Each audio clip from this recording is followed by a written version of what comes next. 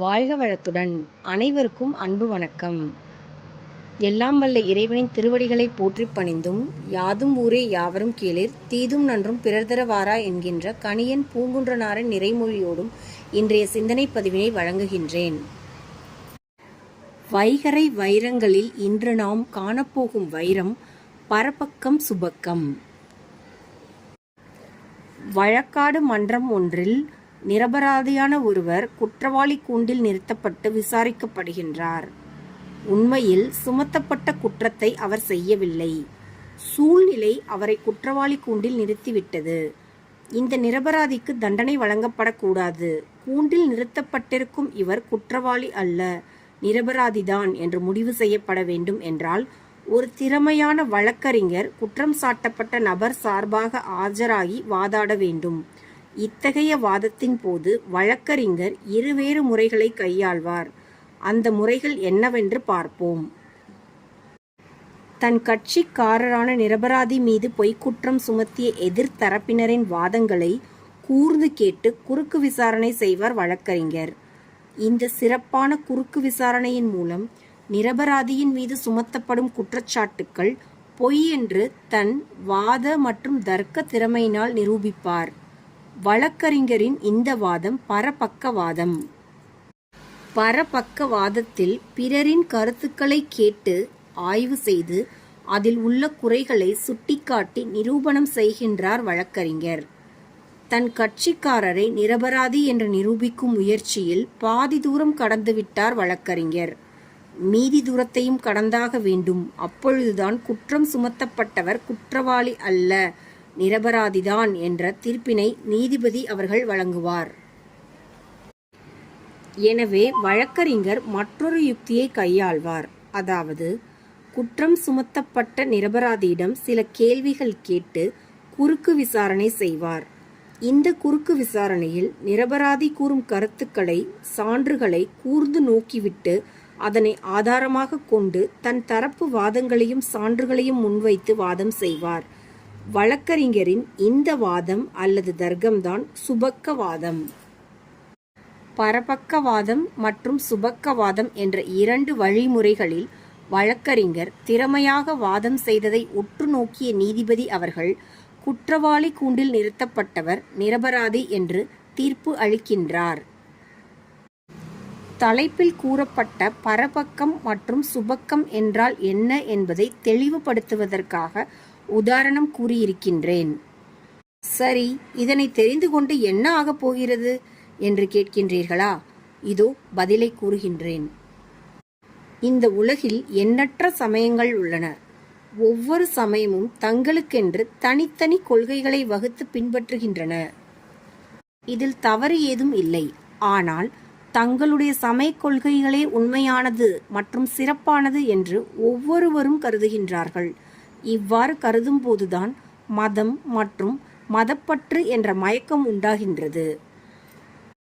ஒரு உண்மையை நன்கு புரிந்து கொள்ளுங்கள். கொள்கைகள் என்பன மனிதர்கள் உருவாக்கியது. எனவே எந்த ஒரு கொள்கையிலும் குறையும் இருக்கும், நிறையும் இருக்கும். நிறைகள் மட்டுமே உடைய குறைகளே இல்லாத சமய கொள்கை என்பது சாத்தியமற்றது. எந்த சமய கொள்கை உண்மைக்கு மிக நெருக்கத்தில் இருக்கின்றது என்று அறிவது மட்டுமே நம்மால் ஆன முயற்சி என்று அனைவரும் புரிந்து கொள்ளுங்கள். அயல் சமயத்தில் உள்ள குறைகளை சுட்டிக்காட்டி அது தவறு என்று கூற வேண்டும் என்று எந்த கட்டாயமும் இல்லை. ஒருவேளை நீங்கள் தவறுகளை சுட்டிக்காட்ட விரும்பினால் கூறப்பட்ட செய்தி தவறானது என்று தர்க்கம் அல்லது வாதம் செய்து நிரூபிக்க வேண்டும். தர்க்கம் அல்லது வாதம் செய்ய வேண்டும் என்றால் அயல் சமயத்தார் கொள்கைகள் என்ன என்பதை முதலில் நன்கு உள்வாங்க வேண்டும். அதன் பிறகே தர்க்கம் புரிய வேண்டும். ஆனால் இன்று என்ன நடக்கின்றது? பைபிளை, குரானை, சாத்திர நூல்களை முழுமையாக படிக்காமல், கூறப்பட்ட கருத்துக்களை உள்வாங்காமல் மனம் போன போக்கில் வாதம் செய்து கொண்டிருக்கின்றார்கள். இத்தகைய வாதங்கள் உங்களுக்கு உண்மைகளை உணர்த்தாது. தான் சார்ந்திருக்கும் சமயமும் அதன் கொள்கைகளும் மட்டுமே சிறப்பானது, பிற அனைத்தும் போலி மற்றும் தாழ்வானது என்று எவ்வித ஆதாரமும் ஆராய்ச்சியும் சான்றும் இன்றி பேசுவது அல்லது வாதிடுவது பிழை என்று உணருங்கள். தன் தரப்பு வாதங்களை முன்வைப்பதற்கு முன்பாக பிறரின் கருத்துக்களை உள்வாங்கி அது குறித்து முதலில் வாதம் செய்ய வேண்டும். வாதம் செய்யும் போது தவறு என்று எதை சுட்டி காட்டுகின்றீர்களோ அது ஏன் தவறு என்பதற்கான பொருத்தமான விளக்கத்தையும் வாதமாக முன்வைக்க வேண்டும்.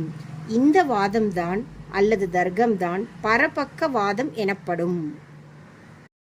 இதனை செய்து முடித்த பிறகுதான் ஒருவர் தான் சார்ந்திருக்கும் சமய கொள்கைகள் குறித்து பேச வேண்டும். அவ்வாறு தன் தரப்பு நியாயங்களை முன்வைக்கும் போது எழுப்பப்படும் ஐயங்களுக்கு பொருத்தமான விடைகளையும் கூற வேண்டும். இந்த வாதம் அல்லது தர்க்க முறைதான் சுபக்கவாதம் ஆகும். பரபக்கவாதம், சுபக்கவாதம் என்ற இரண்டில் முழுமை அல்லது நிறைவு பெறும்போதுதான் தெளிவு உண்டாகும். எனவே எந்த சூழ்நிலையிலும் ஒரு சமயத்தார் மற்றொரு சமயத்தாரின் கொள்கைகளை ஆதாரமின்றி கண்மூடித்தனமாக தாக்கி பேசக்கூடாது என்று புரிந்து கொள்ளுங்கள். உண்மையை நோக்கி பயணிக்க விரும்பும் அனைவரும் இவ்வழிமுறைகளை பின்பற்றுவது சாலச் சிறந்தது. சைவ சமய சாத்திர நூல்கள் 14 ஒன்று சிவஞான சித்தி என்ற நூல். இந்த நூலின் ஆசிரியர் அருணந்தி சிவம். இவர் சைவ சித்தாந்த கொள்கைகளை ஏற்று பின்பற்றுபவர். இவர் படைத்த சிவஞான சித்தி என்ற நூலில் பரபக்கம், சுபக்கம் என்ற 2 பகுதிகளை கூறியிருக்கின்றார். பரபக்க பகுதியில் பிற சமய கொள்கைகளை விளக்கி கூறி அதில் உள்ள குறைபாடுகளையும் கூறி சுட்டிக்காட்டி இருக்கின்றார். அதன் பிறகு சுபக்கம் என்ற பகுதியில் சைவ சித்தாந்த கருத்துக்களை முன்வைத்து இது ஏன் சிறப்பானது என்றும் விளக்குவார். இந்த 2 விளக்கங்களையும் நன்கு உள்வாங்கிக் கொண்டு எது பொருத்தமானது என்ற முடிவிற்கு வாருங்கள் என்று கூறிவிடுவார். நூலினை கருத்தூன்றி படிக்கும் நாம் தான் எது பொருத்தமானது எது பொருத்தமற்றது என்று முடிவு செய்ய வேண்டும். எப்பொருள் யார் யார்வாய் கேட்பினும் அப்பொருள் மெய்ப்பொருள் காண்பதறிவு என்ற குறளை மனதில் கொண்டு உண்மை எது என்று கண்டறிய முற்படுங்கள் என்று கூறி இன்றைய நாள் பதிவினை நிறைவு செய்கின்றேன். எல்லா உயிர்களும் இன்புற்றிருக்க நினைப்பதுவே அல்லாமல் வேறொன்றறியேன் பராபரமே என்கின்ற தாயுமான சுவாமிகளின் நிறைமொழியோடு இன்றைய நாள் பதிவினை நிறைவு செய்கின்றேன். அனைவருக்கும் நன்றி, வணக்கம், வாழ்க வளத்துடன்.